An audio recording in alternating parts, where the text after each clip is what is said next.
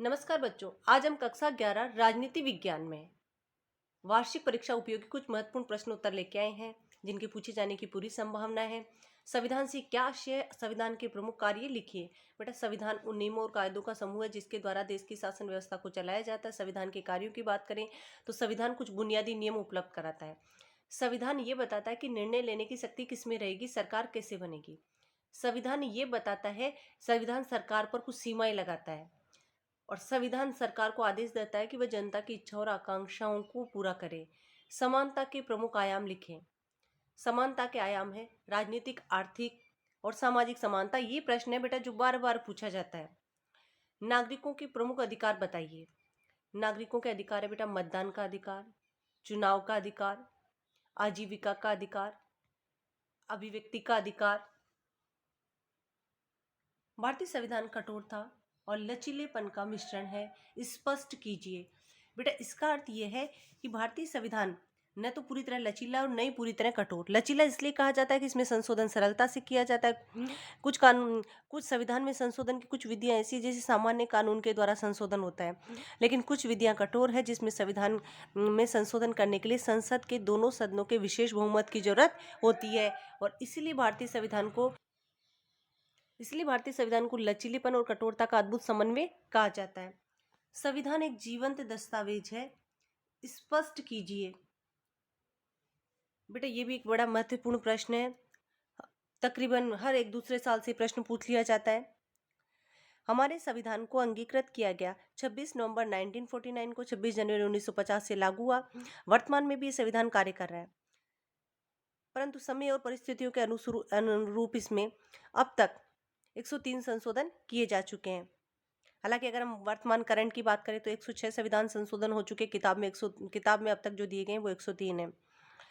और जीवंत इसलिए कहा जाता है कि जीवित प्रणाली की तरह दस्तावेज समय समय पर उत्पन्न होने वाली परिस्थितियों के अनुरूप कार्य करता है। भारत का संविधान जीवित प्राणी की भांति अनुभव से सीखता है। हमारे देश का संविधान अपनी गतिशीलता, व्याख्याओं के खुलेपन, परिवर्तित परिस्थितियों के अनुरूप बदलने की क्षमता रखता है। लोकतांत्रिक संविधान का असली मानदंड यही है। जो संविधान लोकतंत्र को समर्थ बताते हुए नवीन प्रयोगों के विकास का रास्ता खोलता है, वह सिर्फ टिकाऊ ही नहीं होता बल्कि अपने देश के नागरिकों के मध्य सम्मान का पात्र भी होता है। भारतीय संविधान लोकतंत्र का संरक्षण करता है और इसीलिए भारतीय संविधान की गिनती आज दुनिया के सर्वश्रेष्ठ संविधानों में की जाती है। भारत में स्थानीय शासन के विकास की विवेचना कीजिए। अगर हम भारत में स्थानीय शासन के विकास की शुरुआत करें तो प्राचीन भारत में कुछ सभा और समिति जैसी संस्थाएं होती थी और भारत में जो संवैधानिक सुधारों का जनक लॉर्ड रिपन को माना जाता है। और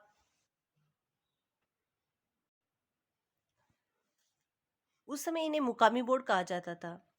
भारतीय राष्ट्रीय कांग्रेस द्वारा भी स्थानीय बोर्डों को अधिक कारगर बनाने की मांग की गई। इसके बाद में 1919 और 1935 के गवर्नमेंट इंडिया एक्ट के बाद में भी प्रवृत्ति जारी रही।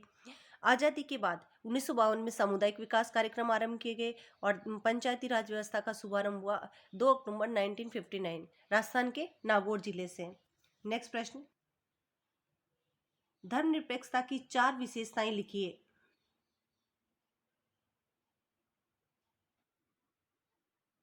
पहली विशेषता, राज्य राज्य और धर्म दोनों के बीच परस्पर संबंध नहीं रहेगा। राज्य किसी धार्मिक संस्था को सहायता प्रदान नहीं करेगा और राज्य कानून बनाते समय धार्मिक नीतियों से दूर रहेगा। इसके अलावा राज्य धार्मिक समुदायों द्वारा संचालित जो शैक्षणिक संस्थाएं हैं इनको वित्तीय सहयोग नहीं करेगा। राज्य धर्म को निजी मामला मानकर धर्म से एक निश्चित दूरी बना के रखेगा। अगला प्रश्न है, भारतीय धर्मनिरपेक्षता और पाश्चात्य धर्मनिरपेक्षता में अंतर बताइए। अगर बेटा हम बात करें भारतीय धर्मनिरपेक्षता और पश्चिमी धर्मनिरपेक्षता में, तो पश्चिमी धर्मनिरपेक्षता राज्य और धर्म के बीच पारस्परिक संबंध विच्छेद के सिद्धांत पर आधारित है, जबकि भारतीय धर्मनिरपेक्षता में धर्म और राज्य के बीच संबंध विच्छेद के सिद्धांत पर आधारित नहीं है। दूसरे अंतर की बात करें तो भारत में अंतरधार्मिक वर्चस्व और अंतरधार्मिक वर्चस्व दोनों वर्चस्व का विरोध किया जाता है और पश्चिमी धर्मनिरपेक्षता में ऐसा नहीं है। भारतीय धर्मनिरपेक्षता व्यक्तियों की आज़ादी के साथ साथ अल्पसंख्यकों की आज़ादी पर बल देती है, जबकि पश्चिमी धर्मनिरपेक्षता व्यक्तियों की आज़ादी पर बल देती है। अगला जो अंतर है, भारतीय धर्मनिरपेक्षता में राज्य धार्मिक मामलों में हस्तक्षेप कर सकता है, लेकिन पश्चिमी धर्मनिरपेक्षता में राज्य आंतरिक मामलों में हस्तक्षेप नहीं कर सकता। 74वें संविधान संशोधन की विशेषताएं लिखिए बेटा। 74वें और 73वें संविधान संशोधन की विशेषताएं तकरीबन एक जैसी है, बस कार्य क्षेत्र और जो शक्तियां हैं और त्रिस्तरीय जो संरचना है इसमें नाम परिवर्तित हो जाते हैं। 74वें संविधान संशोधन की पहली विशेषता त्रिस्तरीय बनावट, दूसरी है प्रत्यक्ष चुनाव, तीसरी है आरक्षण, चौथा है कार्य क्षेत्र या विषयों का आवंटन, राज्य वित्त आयोग वर्णन करना है इन सभी का। न्यायपालिका के क्षेत्राधिकार को स्पष्ट कीजिए। न्यायपालिका के क्षेत्राधिकार को बेटा किताब में डायग्राम बना के भी दिखाया गया, अलग से भी लिखाया गया है। मौलिक क्षेत्राधिकार, अपीलीय क्षेत्र। राष्ट्रवाद से क्या आशय, विकास के प्रमुख चरणों का उल्लेख कीजिए।